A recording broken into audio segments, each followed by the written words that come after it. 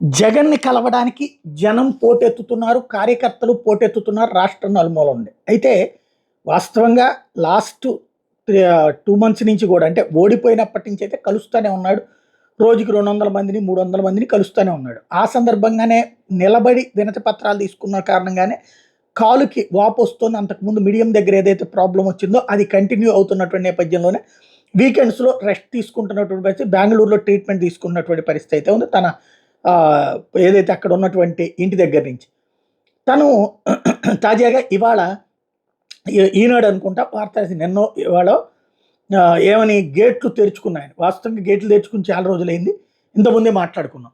అదే సందర్భంలో అధికార పక్షం దగ్గరికి క్యూలు కడుతున్నటువంటి వాళ్ళు ప్రతిపక్షమైన జగన్ దగ్గరికి ఎందుకు క్యూ కట్టారు అన్నది కూడా మాట్లాడుకున్నాం.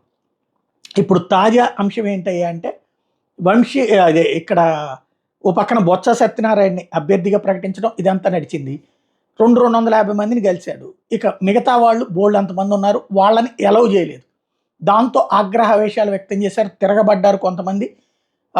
ఆ సందర్భంగా ఫోన్లు ఇచ్చి మాట్లాడడానికి లేకపోతే అక్కడ వాళ్ళు ఎవరైతే సెక్యూరిటీ సిబ్బంది ఫోన్లుని ఇదే మీరెళ్ళిపోండి ఇక్కడ లేదు చాయిస్ ఇక వెళ్ళిపోమన్నారు అని చెప్తే దాన్ని వీడియోలు తీయడం కొంతమంది ప్రయత్నించారు. దాని మీద ఆగ్రహంతో వాళ్ళ ఫోన్లు ఇసిరేసినటువంటి సంఘటన. దానికి వాళ్ళు ఆగ్రహం వ్యక్తం చేస్తూ ఇదెక్కడ ధోరణి అంటూ నిలదీస్తూ ఇట్లాంటి కారణాల వల్లనే ఓడిపోయాడు అన్నటువంటి పాయింట్‌ని విమర్శిస్తూ సాగినటువంటి వైనం అక్కడ ఏం జరుగుతుంది అన్నటువంటిది అద్దం పడుతుంది. ఒకసారి ఏం జరిగింది అన్నటువంటిది చూస్తే అదే కనబడుతుందనమాట. ఓవరాల్‌గా చూసుకుంటే జగన్ మరొకసారి టార్గెట్ అయినటువంటి పరిస్థితి అయితే ఉంది. దానికి కారణం సెక్యూరిటీ బిహేవియర్.